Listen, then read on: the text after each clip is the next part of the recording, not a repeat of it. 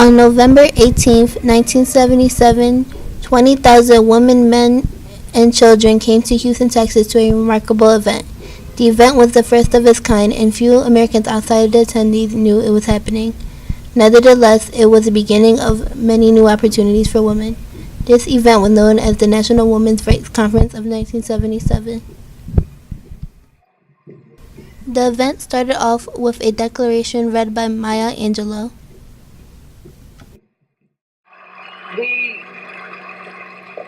We recognize that women collectively have been unfairly treated and dishonorably portrayed.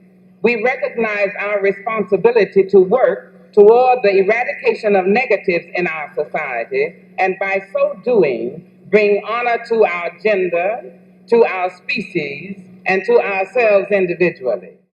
Bella Abzug and Patsy Mink helped organize the National Women's Conference. The conference covered topics such as abortions, lesbian rights, and the Equal Rights Amendment. These activists pushed for laws that would help women from all different racial and economic backgrounds. And fundamental to the movement of women is the participation of all of us as we come out of our neighborhoods, as we come out of our backgrounds, to come together, to exchange our ideas and to discuss our problems. The women whom the Congress of Neighborhood Women represent know that the women's movement is something real. It's not some intellectual upper middle class thing that people try to make it. It's our problems. It's ours. It's us. It's our today. And more than today, it's our tomorrow. We come together for today because we have to build a tomorrow for ourselves, for our neighborhoods, and for our kids. Though the conference was about unity among women, there was some internal conflict. The two conflicting groups were the feminists and the conservatives. They clashed over issues like abortion and LGBTQ rights. The feminists believed in women's rights and equality of all genders. Conservatives believed in no changes and liked to stay true to traditional values. In some situations, they didn't want women to be equal to men.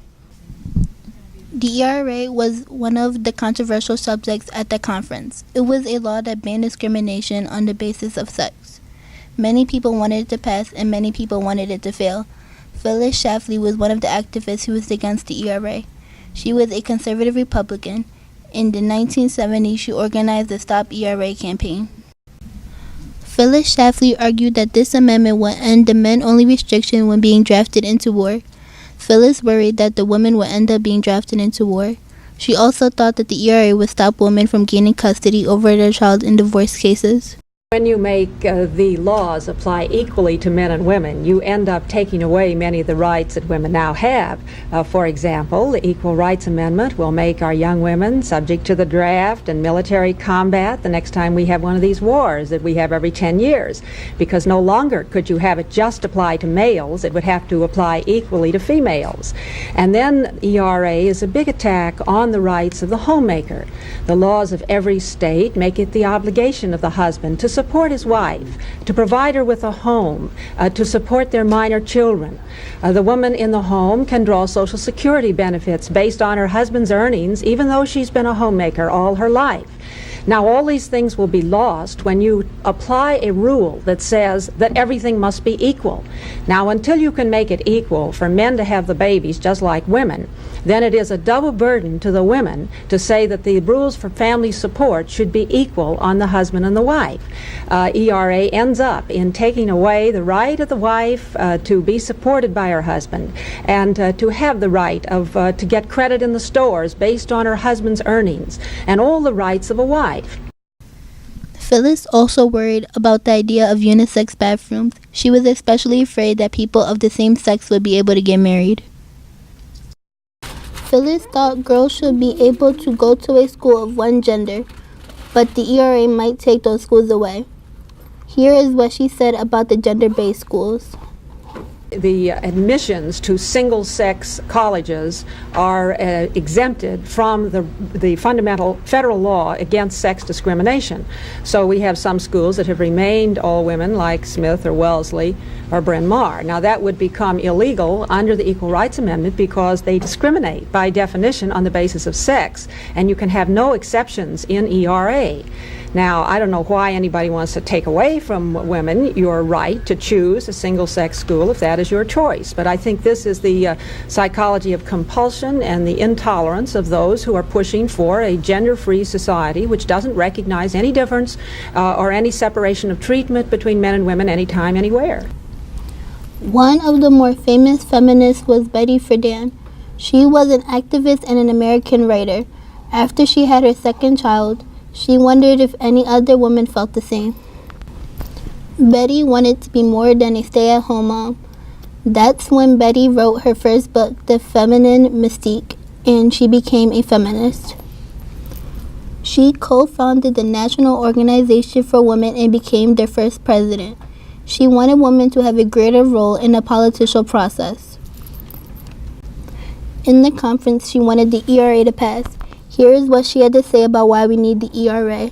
There is no law that now exists that makes those women who have been working as housewives insured in their own right for old age, for Social Security. There's no insurance that if that marriage should end in divorce, as it is for all too many people, that woman's contribution will be considered equally in the disposition of the property. And there is no provision even really, as it is now, to enforce child support, much less alimony for women. We really absolutely need the Equal Rights Amendment to enable all the young women and men that are coming out of law school now to create new bodies of laws that will really protect women. Since Betty is a feminist, her and Phyllis clashed over many ideas. The inequity now, and the reason we need ERA, is that if the marriage ends in divorce, there isn't any provision that gives the work of the wife equal value. Well, but look, under the property. existing custom, she usually gets the children, and that's worth a lot more than money. If you knew, you see, I am divorced, and I don't know your situation, but if you knew the reality of the economic problems that women are facing in divorce, if you knew in my own state, for instance, where there's been a 1,000% increase in the divorce rate, and how women 1 year after divorce can't collect child support, and sometimes they can't even take care of their children. Yes, but aren't they glad they've got the children? And so they need the Equal Rights Amendment. But they need the Equal Rights Amendment to remove the inequities that now exist, to get some real protection. Not every woman, Phyllis, can waltz around the way you do, going to law school, leaving and you can waltz around like I do too. But I mean, I understand the economic problems of women who, even if they are married, their husbands are being laid off. The ratification deadline for the ERA was set for March 22nd, 1979. In 1977, 35 out of the required 38 states agreed to pass the ERA. With its wide support in the country, it was going to be ratified until Phyllis came with a rampant campaign to oppose it.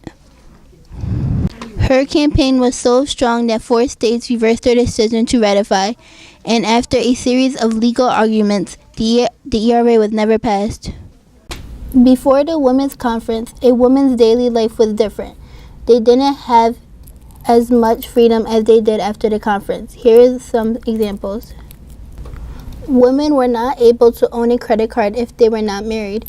Even if she was married, her husband was required to co-sign. The woman most likely felt disrespected. It is like if she is not smart enough to have her own card. Women did not have equal pay like men. Women also were not able to get the more professional jobs. For every dollar a man makes, a woman gets 59 cents. The advertisements from the 1960s even show that women weren't treated equally. Here are some of them.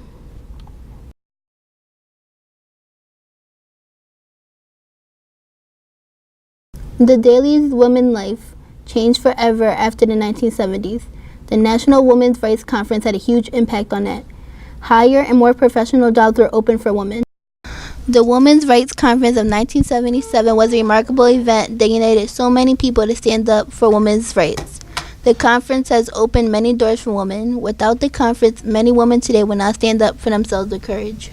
thought that at a time of movement, everyone must stand together and give each other the equal rights that they deserve.